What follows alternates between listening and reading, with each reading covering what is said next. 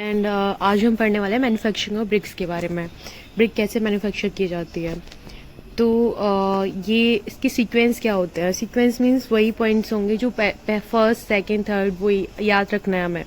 तो फर्स्ट क्या करेंगे, प्रिपरेशन ऑफ क्ले या ब्रिक अर्थ, फिर मोल्डिंग, फिर drawing and burning.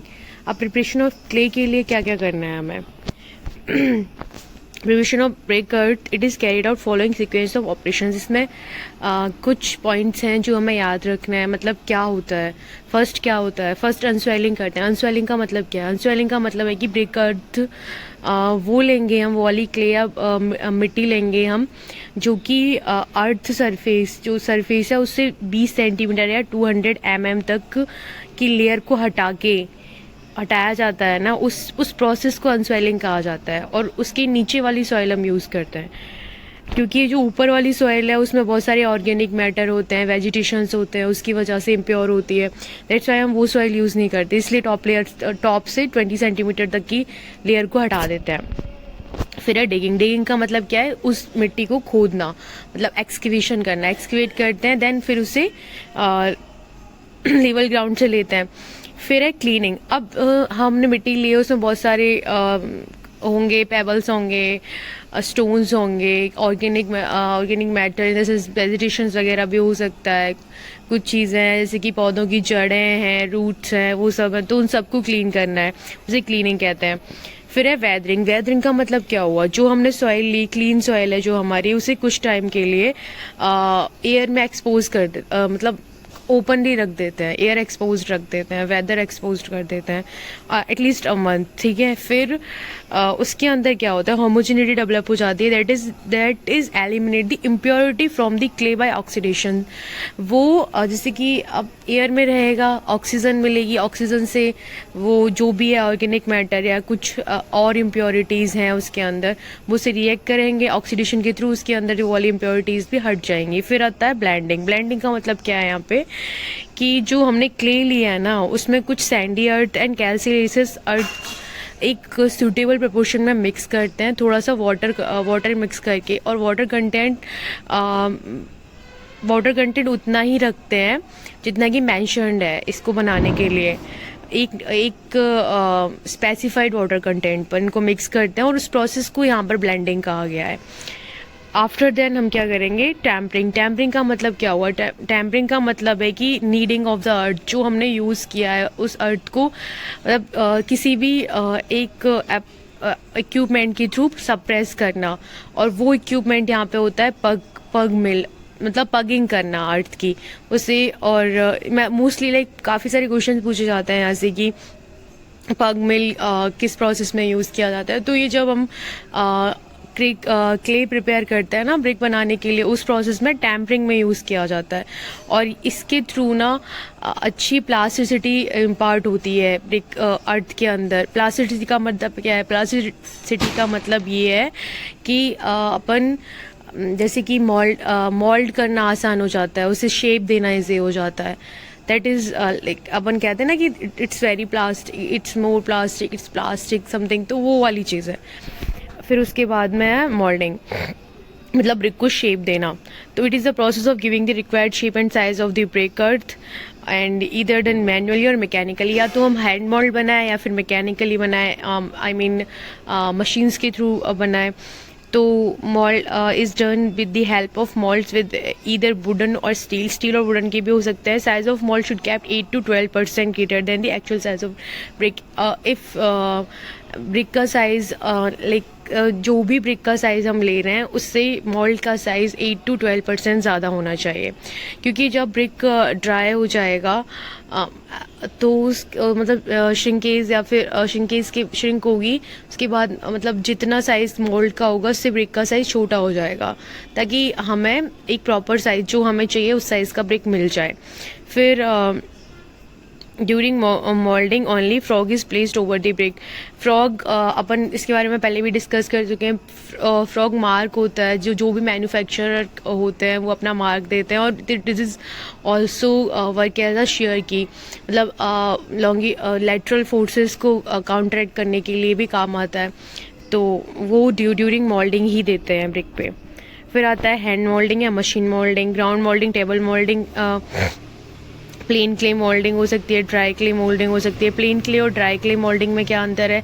Plane clay moulding में क्या है कि ना अपन जब इसे ब्रिक्स में ना थोड़ा सा वाटर मिक्स कर देते हैं जब मोल्डिंग करवाते हैं इसकी मशीन के थ्रू, और ड्राई में अपन बिल्कुल भी पानी मिक्स नहीं करते हैं, और स्ट्रेंथ जो होती है वो ड्राई क्ले मोल्डिंग की ज़्यादा होती है।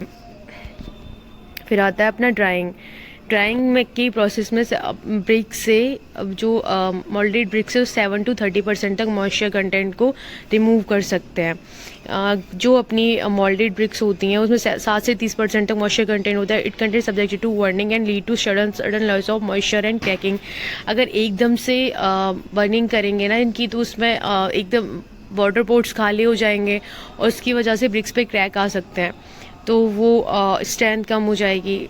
That is not like beneficial. इससे पहले ड्राई करना ज़रूरी हो जाता है।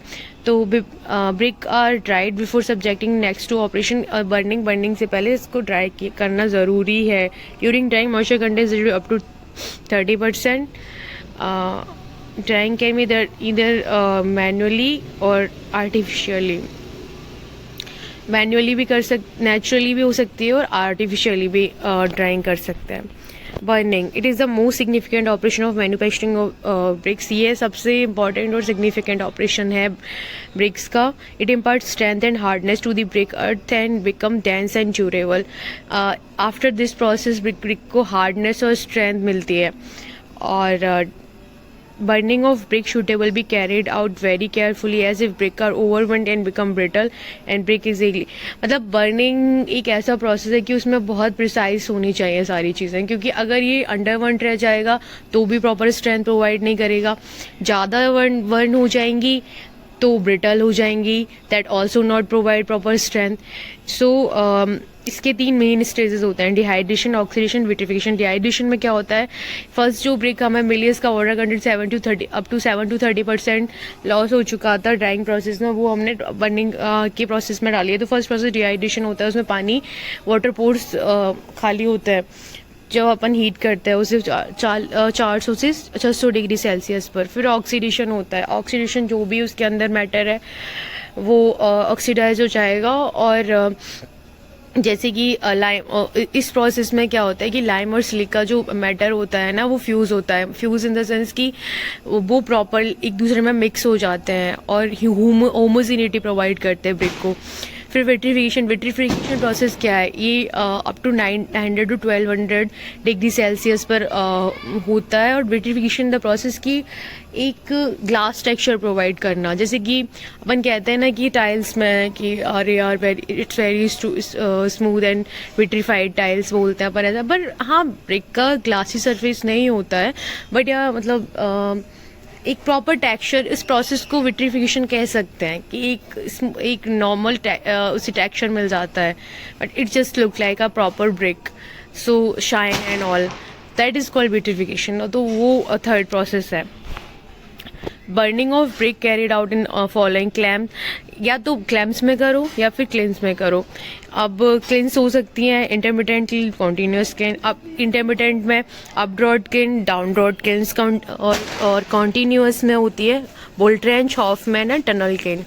तो अब इनमें डिफरेंस क्या है, क्लैम्प्स और क्लिन में डिफरेंस क्या है? क्लैम्प्स जो होती है मतलब क्लैम्प्स ट्रेडिशनल प्रोसेस है ब्रिक्स को बर्न करने का। इसमें क्या होता है कि ब्रिक्स को फिल कर देते हैं एक जैसे कि अपन ऊपर से देखेंगे तो वो हमें ट्रिपल शेप का दिखेगा, और that is inclined for like some angle on from the earth. If elevation check करोगे तो आपको दिखेगा कि यार ये थोड़ा सा इंक्लाइंड है।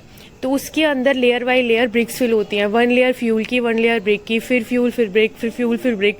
फिर उसे कम से कम 2 to 3 मंथ के लिए पैक कर दिया जाता है बाय अर्थ या फिर मड मोटार के थ्रू। अब इसका ड्रॉबैक ये है कि हम एक बार पैक कर दिया ना तो we can't supervise it again. अब सुपरविजन नहीं कर सकते, इसका मतलब देख नहीं सकते कि कौन सी ब्रिक, चेक नहीं कर सकते। तो फिर आफ्टर 3 मंथ्स देखते हैं कि कितना ब्रिक्स लाइक प्रॉपर बर्न हुई हैं नहीं। कुछ इस प्रोसेस में कुछ ब्रिक अंडरबर्न रह जाती है, कुछ ओवरबर्न हो जाती हैं, तो ये इसका ड्रॉबैक है। बाकी तो ये कॉस्ट इफेक्टिव होता है। फिर उसके बाद में होते हैं किन्स। किन्स दो टाइप के हैं, इंटरमिटेंट और कॉन्टिन्यूस। अब इंटरमिटेंट का मतलब क्या है? इंटरमिटेंट का मतलब ये कि जैसे कि ब्रेक लगता है, रुक रुक की चीज़ें हैं। जैसे कि आप कुछ भी यूज़ कर रहे हो, इंटरनेट यूज़ कर रहे हो, इंटरनेट रुक जाता है, तो अपन कहते हैं ना कि इंटरमिटेंट हो रहा है, बीच में रुक रहा है। कॉन्टीन्यूस सप्लाई नहीं मिलता है इससे, तो इसलिए इन्हें इंटरमिटेंट किल्स कहा जाता है। ये 2 टाइप्स के होते हैं, अप ड्रॉट किल और डाउन ड्रॉट किल। फिलिंग का वही प्रोसेस है एज लाइक क्लैम्प्स, बस तो उसमें एक लेयर ब्रिक की, एक लेयर उसकी फ्यूल की। फ्यूल कुछ भी यूज़ कर सकते हो आप, जैसे कि आफ्टर लाइक फील्ड का जो वेस्ट मिलता है, फील्ड्स में से हमें क्रॉप्स ग्रो कर जाती है, फिर काटने और वो सब करवाने के निकालने के बाद में वेस्ट होता है, उसे यूज़ कर सकते हैं। काऊ डंग यूज़ कर सकते हैं, वो सब। तो अब इसमें 2 टाइप्स के, इस वही एक में फिल किया, एक में फ्यूल, एक में लेयर में ब्रेक, फिर फ्यूल, फिर ब्रेक, उस तरह से।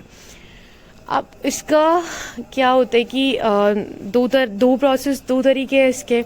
ये पूरा पैक्ड होता है ऊपर से, और गैसेस की लाइक जो गैस बाहर निकलती है उसके थ्रू इनका 2 टाइप है, अप ड्रॉट और down draught. Up draught kilns का मतलब ये हुआ कि अप ड्रॉट इंटरमीडिएट क्लिन का मतलब है कि जैसे कि गैस जो होती है, जिस फ्यूल के थ्रू जो गैस है वो ऊपर की तरफ निकल जाए, ठीक है, तो वो तो कहलाएगा अप ड्रॉट। और इफ़ वो गैस हीट होके ऊपर की तरफ देन नीचे की साइड से उसका लाइक एग्जिट रखा जाता है, तो उसे कहा जाता है डाउन ड्रॉट। और इसका डायग्राम मैं बता दूंगी नेक्स्ट लेक्चर में। फिर उसके बाद में आता है कॉन्टीन्यूस किल्न। कॉन्टीन्यूस मतलब कि बिना रुके सप्लाई मिलना। अब इसमें क्या होता है, इस तरह की किल्न्स में होता है चैम्बर्स, मतलब कम से कम जितनी प्रोसेस होती है उतने चैम्बर होते हैं। तो फर्स्ट जो है अपने पास बुल ट्रेंच है, सेकंड है हॉफमैन, और थर्ड है टनल किल्न। तो मोस्टली इनको इतना ज़्यादा वो नहीं करना है, बट हाँ पता होना चाहिए क्या होता है। तो जैसे कि बुल ट्रेंच है, बुल ट्रेंच में एक में हो रही है लोडिंग, एक में अनलोडिंग हो रही है, एक में हीटिंग हो रही है, एक में कूलिंग हो रही है, एक में बर्निंग हो रही है। तो इस तरह की